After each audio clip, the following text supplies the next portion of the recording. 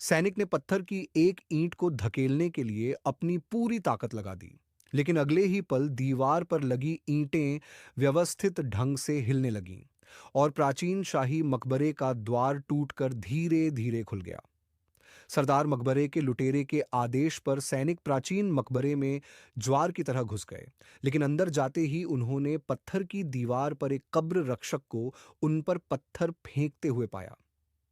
सैनिकों ने कब्र रक्षक पर ताबड़तोड़ गोलियां चलाईं, लेकिन उनकी सारी गोलियां चट्टान की दीवार पर छिपे विशाल पत्थर में समा गईं। गंजे सेनापति जियान जुआंग ने सैनिकों को तुरंत कब्र रक्षक को पकड़ने के लिए आगे बढ़ने का आदेश दिया। उन्होंने कभी उम्मीद नहीं की थी कि कब्र रक्षक इतना कुशल होगा कि वह कई पत्थर के खंभों पर उछलता कूदता रहा। कुछ छलांग लगाने के बाद वह सबकी नजरों से ओझल हो गया।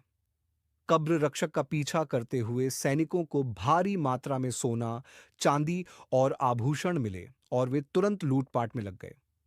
खजाने को हथियाने के लिए उत्सुक पीछे से आए सैनिकों ने अपने ही आदमियों पर गोलियां चला दी। जैसे ही वे खजाना बटोर रहे थे, एक चमचमाते सुनहरे खजाने के संदूक ने उनका ध्यान खींचा। लालची उत्सुकता से प्रेरित होकर सैनिक उसके चारों ओर इकट्ठा हो गए, लेकिन संदूक खोलते ही वे दंग रह गए। उसमें अमूल्य खजाना नहीं, बल्कि आदमखोर भृंगों का एक संदूक था। सदियों से निष्क्रिय ये भृंग जीवित लोगों की उपस्थिति की गंध पाते ही तुरंत जाग उठते थे। वे बाहर निकल आए और सैनिकों को बेतहाशा खा गए, जिससे मकबरा चीख पुकार से कांप उठा। बिना तैयारी के सैनिक जल्द ही कंकालों में तब्दील हो गए। इस बीच धूप का चश्मा पहने, एक खाका लिए एक आदमी किसी महत्वपूर्ण खजाने की तलाश में लगा हुआ था। उसने अपना चश्मा उतारा और उसके लेंस से पत्थर की मूर्ति की आंखों पर सूर्य की रोशनी परावर्तित की।